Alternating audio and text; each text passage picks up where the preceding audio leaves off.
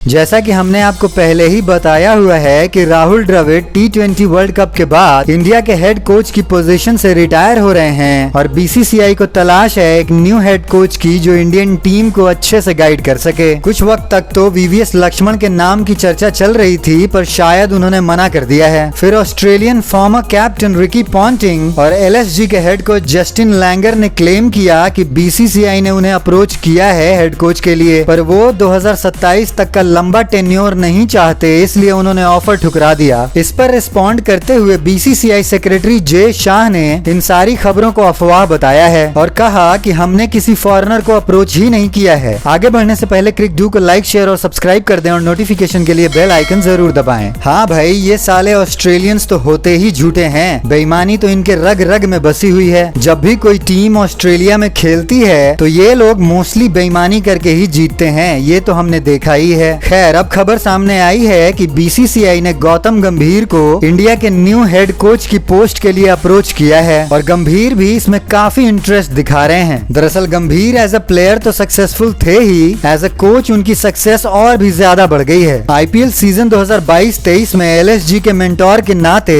उन्होंने एलएसजी को दोनों ही सीजन्स में प्लेऑफ्स में पहुंचाया और दोनों सीजन्स में एलएसजी ने 3rd पोजीशन पे फिनिश किया। इसी को देखकर केकेआर ने गौतम को अपने यहाँ मेंटोर रखा और 2 सालों की खराब परफॉर्मेंस के बाद इस बार केकेआर सीधा फाइनल में पहुंच गई है। लीग स्टेज में भी केकेआर टेबल टॉपर थी। शायद उनकी इसी सक्सेस को देखते हुए बीसीसीआई उन्हें इंडिया का हेड कोच बनाने की सोच रही है। बीसीसीआई का ये भी कहना है कि वो किसी ऐसे को कोच रखना चाहते हैं जिसको इंडिया की डोमेस्टिक क्रिकेट के पूरे प्रोसेस की नॉलेज हो, तो इसलिए बीसीसीआई एक इंडियन को ही कोच बनाना चाहती है। चेन्नई में होने वाले आईपीएल के फाइनल के दौरान ही गंभीर को बीसीसीआई के ऑफिशियल से मुलाकात करनी है। कोच के लिए अप्लाई करने की डेडलाइन बीसीसीआई ने 27 में रखी है, पर गंभीर ने अभी तक अप्लाई किया नहीं है। बीसीसीआई और इंडियन टीम में सारे लोग उनके नाम पर राजी हैं, पर मामला फंस गया है केकेआर के ओनर शाहरुख खान की वजह से। सुनने में आ रहा है कि शाहरुख गंभीर को छोड़ने के लिए तैयार नहीं है और वो इस हद तक बढ़ गए हैं कि उन्होंने गंभीर को एक ब्लैंक चेक ऑफर कर दिया है। शाहरुख ने गंभीर को कहा है कि आप केकेआर को 10 साल के लिए कोच करिए और मैं आपको जितने पैसे चाहिए देने के लिए तैयार हूँ। अब गंभीर इसी पेशोपेश में पड़े हैं कि एक तरफ तो देश है और दूसरी तरफ वो टीम जिसने उन्हें नाम दिलाया था। शाहरुख भी इसलिए गंभीर को नहीं छोड़ पा रहे हैं क्योंकि वो गंभीर ही हैं जिन्होंने अपनी कप्तानी में केकेआर को 2 बार आईपीएल की ट्रॉफी जिताई थी और इसी गंभीर ने फिर से एज ए मेंटोर केकेआर को फाइनल में पहुंचा दिया है। पर सोर्सेज का कहना है कि गंभीर इंडिया के कोच बनने के लिए काफी एक्साइटेड हैं और वो शाहरुख से बात करके उन्हें समझाना चाहते हैं। पर मेरा कंसर्न ये है कि अगर गंभीर कोच बन गए तो कोहली से उनके झगड़े का क्या होगा।